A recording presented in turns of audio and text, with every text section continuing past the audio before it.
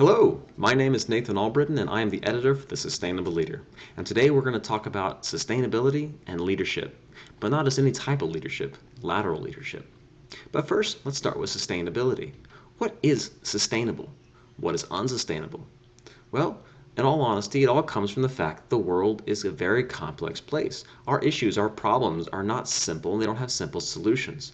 And yet, we're using an organizational structure in pretty much everything we have, which assumes these things are simple, or at least they assume that one person can figure them out.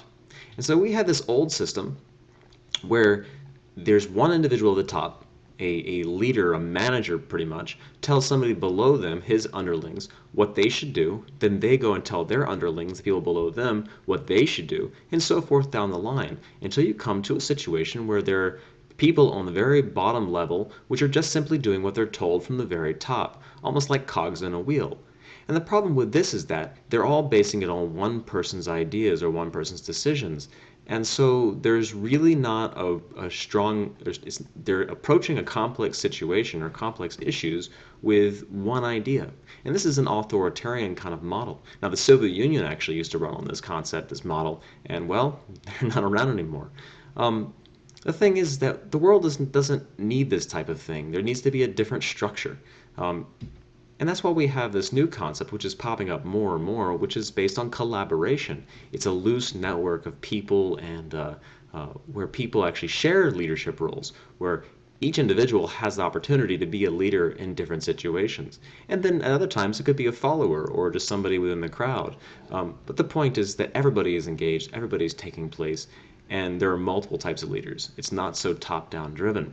And this situation right here is a much better way, a much more effective way of dealing with some of our complex issues around the world. Okay, so the sustainable leader tries to embody these ideas. And now talking about leadership, what is a leader? Well, a leader is, if you do a quick Google search on leadership, you'll come up with 60, 70, 80 different characteristics of a leader. But leaders actually have, there are actually four key characteristics that I believe that are within each one of these lists, but these are the ones that I find that are the most important. And these four are passion, vision, communication, and a positive attitude. So if you think about leaders, real leaders, they usually are very passionate. They really want to do something. They love something. They're heading towards it. And they have a vision. They have a vision of where they want the world to be, what they think the world ought to be. Not the way the world was, or the way the world is, or even the way the world might, or the way the world is going, but where they want to go. That's their vision. And they have communication. They're able to clearly communicate this vision and share their passion with people. And they do it with a positive attitude. They're looking for solutions, optimistic viewpoints. And these are the four characteristics you'll notice in some of the greatest leaders out there. So how does one lead, though? Well, the old way, in that top-down driven hierarchy that I discussed a few minutes ago, they used a concept called inducing. Now, inducing is basically to encourage somebody to do something, to influence them, to tell them, hey, here is a solution, you should do this solution. And that's more like an urging them to do something. And that is more of a leader-follower role, or you could even go as far as to say a master-slave or something like that. That's an old way of doing things. Now, there's a better way of doing things called educing. Now, educing is when you're trying to encourage somebody to come up with a solution on their own. You're basically pulling something out of them that they've already got. You're not telling them what the pathway is. You're saying that there is a pathway, and I'm sure you can come up with ideas for it. So this is a different type of leadership. These are motivational type leaders. And this type of leadership actually encourages new ways of looking at the world in many different ways. And that's more of that collaborative structure I mentioned a few minutes ago. And so the sustainable leader actually is founded on these concepts. So originally the sustainable leader was simply very simple, a simple newsletter that was produced by Hawaii Pacific University in the graduate program in sustainable development. And so this model, basically what would happen is the editor, which I was at one point, would go to different people within the program, teachers, students, staff, and ask them to write about a certain topic. So you're actually directing them in a certain sense. You're compelling them to write about something that the editor wanted them to write about. Um, and this model simply did not match our the principles of sustainable development or the principles of our program. So we decided to change that. We created this website called the Sustainable Leader. The Sustainable Leader is a multi-user blog platform where anybody in our program could write about what they wanted to write about, what they cared about. And then the newsletter would actually pull from the cream of the crop of that, the ones that were the most popular, got the most discussion, and include that into the newsletter. So in this situation, we were letting people in the program come up to decide what they wanted to write about. And that really worked out very well. The problem is, though, is that this is still kind of a top-down driven structure, because what we're doing, or what a lot of universities do, and people who get degrees and various other certifications, is that they learn, they become experts in a topic. They're seen as like they know the answer. And that's kind of what we started creating for ourselves, is that, oh, these graduate students are getting their master's degrees, or PhD students are becoming experts in sustainable development, leading the charge kind of thing. And the problem with this is that this is still that old hierarchy. Despite how much education you have, nobody has the full answers to these big, wicked problems. Do you know anybody that has the answer to climate change? The answer to environmental degradation or to social issues like poverty? Probably not. So we decided to take this concept, this is this sustainable leader, and broaden it out a bit, encourage more people to join the conversation, where there's not one expert telling everybody else what they should be doing. Instead, we're actually having a conversation, we're having a collaboration, a co-creation of knowledge where we're all coming up with different ideas, so everybody is leading. Actually, so back to this though, the idea is that the sustainable leader is open to anybody in the world who wants to write about sustainable development. Anybody, not just people with a degree or people that are part of this program. Again, our world is changing. We don't need that old top-down driven structure anymore. We need a new lateral flat structure, which is more in tune to most people's beliefs these days regarding things like the internet and various other information exchanges. And the sustainable leader wants to be a part of that, and we are, I think. So there's a new landscape which is coming about. So up until 1983, you had most of the media was coming from very established companies. In 1983, 90% of American media was owned by 50 companies, just 50 companies. Just 20 years later, less than 20 years later, that same 90% of media was owned by 6 companies. So there was a consolidation in the media world. So this situation is actually creating more of a hierarchy. So these people, in my opinion, are these companies are going backwards in time, back into history. They're going towards a more consolidated, more hierarchical situation. At the same time, though, there are new players coming into the whole media landscape. In fact, right now there are more than 156 million blogs. 156 million blogs. And this number is actually probably 3 years old or so. So my guess is there's probably more than 200 million or more. So why should somebody blog though? Why do all these people blog? Well, blogging is a great way to build a positive reputation as a thought leader. If you have a good idea, you can share it with the world. And then when you throw your ideas out there, this opens up the opportunity for people to know who you are, which they may, you're building relationships with them, and you're also maybe opening up future job opportunities if, for instance, you become somebody they think might be able to help them with a certain issue they have. They know they can go to your writings and see what you have to offer. It's also a great way for you to share your hard work and your research and other projects you've done. For instance, most of us who have gone through school, I mean, even from the lowest levels, first, second grade, all the way up to, higher education, the idea is that these professors, teachers would tell you to, you need to write a 2-page paper or a 3-page paper or conduct some other project, and then provide a report back. And they would then grade that report and give it back to you. And that was the end of it.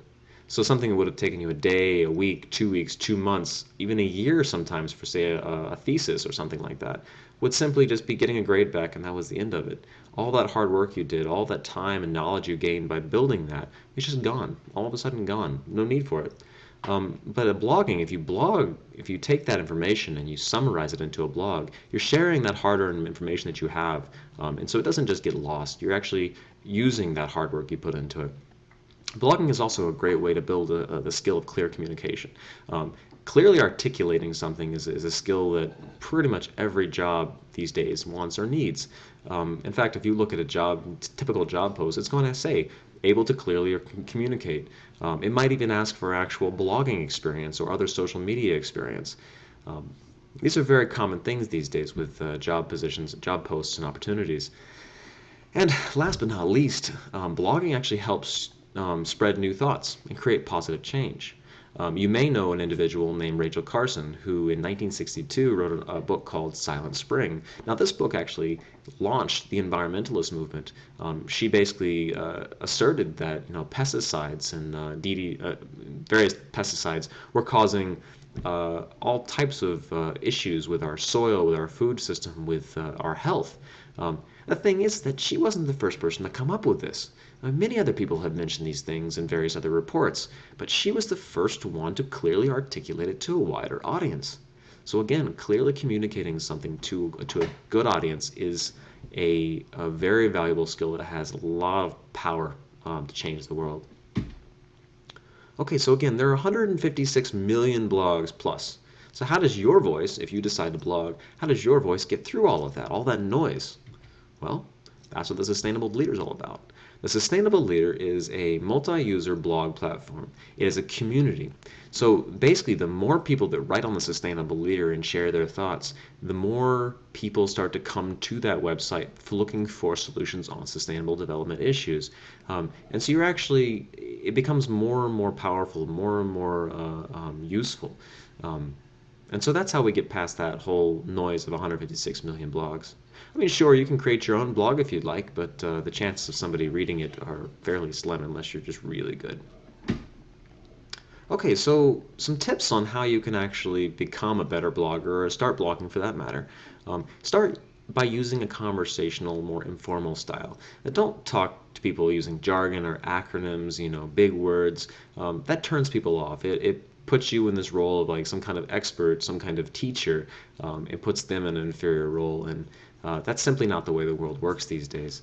But talking in a conversational, informal style, like you would speak to your brother or sister or your good friends, this is a great way to get people engaged. They really like that kind of approach. They like being talked to as an equal. Also, people have very short attention spans. There's so much content out in the world right now. Like I said, there are more than 156 million blogs. Not to even mention, Twitter and Facebook and everything else. So by keeping an article short and concise, such as between 500 and 1,000 words, is a really good way to engage people, because it's not too much, but it's not too little. It's just enough to get your points across, but not overwhelm them. Of course, you can write little less than 500 words or more than 1,000 words, but this is a pretty good guideline.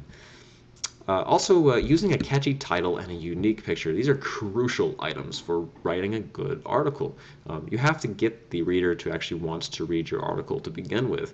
If the picture looks dumb or the title just doesn't seem all that interesting, they're not going to click on it, which means you've already missed that person. So here's an idea of, or just a quick example of one article written on the Sustainable Leader a while back. And if you see, there's just a quick little snappy title, which kind of gives a general sense of the article, a little bit of wordplay, and then a nice picture. And this picture is like, what is this guy trying to figure out? What do you want to do? And this is a good way to engage people. So a good picture and a good title are very, very big deals. Also, when you're writing an article or a blog, it's usually best to start off by summarizing a current event, something that people already kind of know a little bit about, or an issue of interest. And you need to focus on the facts to begin with, because by focusing on the facts, you lay the foundation for something that they don't know already about it. It just gives them a place to start the conversation from. And then afterwards, you can share your views on the issue, your opinions on that. Now, you can, of course, put your opinions throughout the article, but it's usually best to put the facts generally up front if you can do that. And of course, a call to action. This is extremely important, perhaps maybe the most important. A call to action is it's a way to get the reader to do something. It's a way to get the reader to remember what you have said. So by getting them to take a next step, for instance, taking a next step for readers, like going to an event coming up, maybe a conference or could be anything, any kind of event. We have a load of events on the Sustainable Leader website you can check out to see what's actually available. Another thing to do is to encourage readers to read more about the topic. You can provide them with a link to a good book or another website that you like or another article you found maybe on the Sustainable Leader. It's also really good to ask your readers their opinions on the topic. That's a great way to bring them in. Pretty much every blog, including the Sustainable Leader, has a discussion thread underneath of the articles that are written. And so it's a good idea to say, hey, join in. Tell me what your thoughts are. These are things that will really help people engage and remember what you have said, because now they're part of the conversation. But the biggest deal is to motivate them. Motivating your audience, motivating your readers is what leadership is all about. It's that educing concept we talked about a while back. Motivate them. Get them to want to be a part of the solution. And here's a brief example of this idea of call to action. So if you look here at the very top, you'll notice it was a quick article about aquaponics. And so I provided a person's name and email address on somebody they can learn more from. She has a farm on Oahu, Oahu, Hawaii. They can go visit if they'd like to. They can also read this book on aquaponics. So that's, again, you're giving them reading material, people to contact, places to go. And if you notice the very end, I say, it's time to get productive. This is a motivational statement. Just get them motivated. Get them to want to go do something new. This is a really big deal about writing and about being a leader. Motivate them. Okay, so again, leadership has 4 key characteristics. And so these are the things that I would suggest to you if you want to really be a leader. Find something that you love and explore it. That's your passion. Just find something you really want to do and just learn about it and tell people about it. Vision. Look to the future and consider how the world ought to be. Not the way the world was, that's for the historians. Not the way the world is, everybody does that. Not the way the world is going to be if it continues on this trend, that's for forecasters and analysts and all of that. That's not very inspiring. But trying to figure out what the world ought to be, the idealistic state, where you want to go, that's your vision. Try to share that with people. And clearly and succinctly do this. This is a really big deal, communication. And have a positive attitude. Be optimistic. Look for solutions. Motivate others to do the same. So again, vision is a big deal. Vision without action is a daydream. Action without vision is a nightmare. You need to have vision. And luckily, there's a lot of good people out there with vision. And you don't want to be thinking like this, the end of the world. That's not vision. You're running away from something there. Now, sure, we need to know what the problems are in the world so we can avoid them. But dwelling on this is not the best way to go, at least in my opinion. I mean, for instance, would you follow this guy? Is he the leader you would follow? Where are you going to go? Where is he going to take you? Now, I might follow him into a bar. Seems like he'd be a great person to have a conversation with. but as far as like following him into the future, probably not. But these individuals, however, they're totally different. So Mahatma Gandhi and Martin Luther King Jr. Were wonderful leaders because they had the 4 characteristics I talked about. They had the passion. They really felt strongly about stuff. They had vision. They knew how to articulate that vision to a wider audience. And they had a positive attitude. They didn't look at just the bad stuff. Despite all the discrimination and issues they faced, they didn't dwell on that. They dwelled on what they wanted the world to be, and they believed the world could be that. They thought in an optimistic way, and people loved them for it, and they followed them, and we still hold them high. So there's a concept by the Natural Step, which is a institute in Europe, which it's called backcasting. And this idea basically is to think of something deep into the future where you want the world to be. Find the vision, that create a vision, and then put yourself in that place like it already exists, and then look backwards and see, how did I get here, or how would I have gotten here? And this idea, it's like, you know the phrase 2020, or hindsight is already always 2020. It's always easier to look backwards and say, oh, like, this is how I got here. So the idea is that if you look into the future where you want the world to be, the vision you have, and then say, well, how did I get here? You're more likely to be able to do that. So I definitely suggest trying that out. So this is a article which is on our vision board, and we on the Sustainable Leader we have a section called Vision Board, and the Vision Board is basically a place for people to put their visions up on, to show what they want the world to be or what they think the world ought to be. And so if you'll notice here, I have a picture of a pretty interesting picture. Most people like to click on dogs and cats and various things on the internet, so that worked for me. And also a snappy title, so you have a happy marble at the bottom. And here is just a brief, quick one paragraph type article, which shows my vision for the future. And I'd like to take a quick look at that.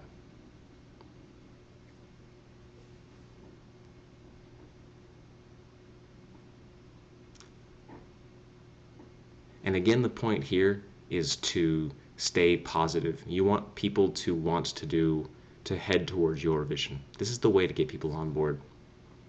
So what I'd like you to do now, if you have the time, and I think you probably do have the time to at least put like a sentence or two up, I'll just sit back and take a piece of paper and write down what you think the world should be. Not what the world is going to be or what the world is, but what you think the world ought to be. What do you want to see? What do you want to see when you look back, when you're 80 years old and say, oh, I'm glad we made it here, or what you're giving away to your children and your grandchildren. So take a minute, look that over, and then after you've written that down, if you'd like to share that with us on the Sustainable Leader, I will be happy to walk you through that in another post. Or you can just sign up now and start posting. But okay, thank you so much. It's been really great to have you up here. Again, my name is Nathan Albritton, editor of the Sustainable Leader. And if you have any ideas or thoughts or just simply want to talk about this, there's a comment section just below here. I'd love to hear your thoughts. And feel free to ask questions. Okay, thanks so much. Mahalo.